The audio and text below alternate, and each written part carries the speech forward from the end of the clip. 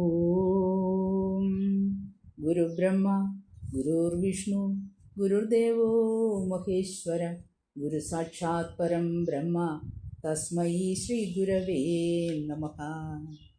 ഓം ശ്രീനാരായണ പരമഗുരവേ നമഃ. ഓം ശ്രീ ശാരദാംബികായൈ നമഃ.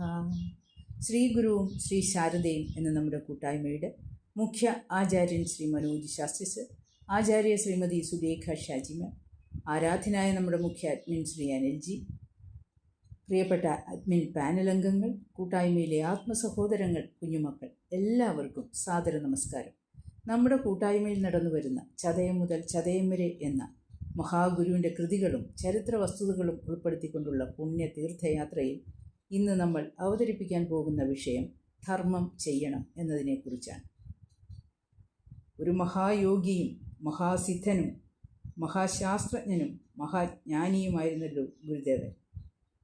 അതിൽ അസൂയയും കുശുമ്പും തോന്നിയിരുന്ന ബ്രാഹ്മണരിൽപ്പെട്ട 4-5 ആളുകൾ ഒരിക്കൽ ഗുരുദേവനെ ഒന്ന് പരീക്ഷിക്കണമെന്ന് നിശ്ചയിച്ചു.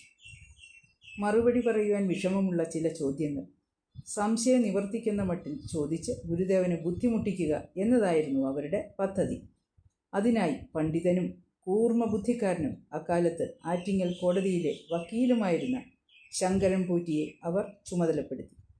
ആറ്റിങ്ങൽ സ്കൂളിലെ പ്രഥമ അധ്യാപകനായിരുന്ന ഒരു വിദ്വാനും പോലീസ് ഇൻസ്പെക്ടറായിരുന്ന മറ്റൊരു മാന്യനും പോറ്റിക്ക് സഹായികളായി കൂടുകയും ചെയ്തു. അവർ മൂവരും ചേർന്ന് ഏതൊരു മഹാനും തള്ളാനും കൊള്ളാനും ആവാത്ത വിധത്തിലുള്ള കുറച്ച് ചോദ്യങ്ങൾ തയ്യാറാക്കിയ ശേഷം അതുമായി ഒരു ദിവസം രാവിലെ ശിവഗിരിയിലെത്തിച്ചേർന്നു.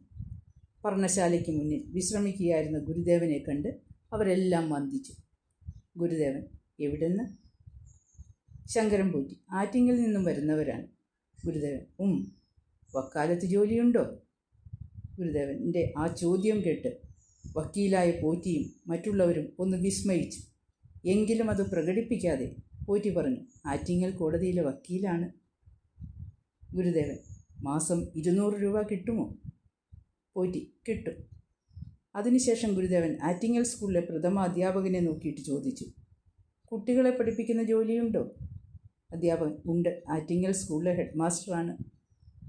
പിന്നീട് അവരുടെ ഇടയിൽ നിന്നിരുന്ന മൂന്നാമനോടായി ഗുരു അന്വേഷിച്ചു: പോലീസിൽ ജോലിയുണ്ടോ?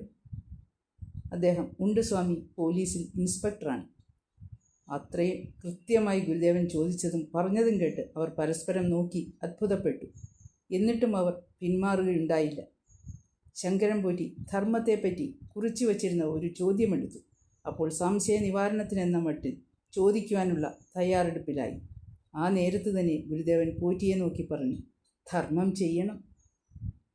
പോറ്റി: ധർമ്മം ആർക്കായി, എന്തിനായി ചെയ്യണം എന്നതിലാണ് സ്വാമി സംശയം. ഗുരുദേവൻ: അതിൽ സംശയിക്കാൻ എന്തിരിക്കുന്നു? ധർമ്മയേവ പരം ദൈവം ധർമ്മയേവ മഹാധനം ധർമ്മ സർവത്ര വിജയി ഭവതു ശ്രേയസേ നൃണാം. ഇതിൽ എവിടെയാണ് സംശയം? ശങ്കരൻ പോറ്റിക്ക് അതോടെ ഉത്തരം മുട്ടി. സംശയമുണ്ടെന്ന് പറഞ്ഞാൽ അത് തൻ്റെ പാണ്ഡിത്യത്തിന് കളങ്കമാകും. സംശയമില്ലെന്ന് പറഞ്ഞാൽ അത് ധർമ്മത്തിന് ഇതിൽ പരമൊരു നിർവചനം ഇല്ലെന്ന് സമ്മതിക്കുന്നതിന് തുല്യമായി തീരും. ഗുരുദേവനെ പരീക്ഷിക്കാൻ വന്നിട്ട് ഇങ്ങനൊരു ധർമ്മസങ്കടത്തിൽ അകപ്പെട്ടു പോയതിൽ പോറ്റിയും കൂട്ടരും നന്നായി വിഷമിച്ചു. ഒടുവിൽ ഗുരുദേവൻ്റെ അനുഗ്രഹം വാങ്ങി അവർ മൂവരും യാത്രയായി.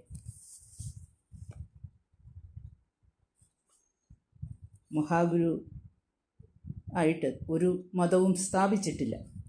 എങ്കിലും ഗുരു ധർമ്മത്തിന് വളരെ പ്രാധാന്യം നൽകിയിരിക്കുന്നത് നാം കാണുന്നുണ്ടല്ലോ. ശ്രീനാരായണ ധർമ്മ പരിപാലന യോഗം, ശ്രീനാരായണ ധർമ്മസംഘം ട്രസ്റ്റ് എന്നിവയിലെല്ലാം ധർമ്മം എന്ന വാക്ക് പ്രയോഗിച്ചിരിക്കുന്നതും ശ്രദ്ധേയമാണല്ലോ. ധർമ്മം തന്നെയാണ് പരമമായ ദൈവം. ധർമ്മം തന്നെയാണ് മഹത്തായ ധനം. ധർമ്മം എല്ലായിടത്തും വിജയിച്ചരുളുന്നു.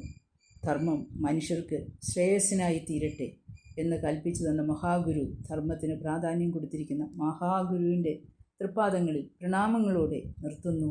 നന്ദി, നമസ്കാരം. ഓം ശ്രീനാരായണ പരമഗുരവേ നമഃ. ഓം ശ്രീ ശാരദാംബികായൈ നമഃ.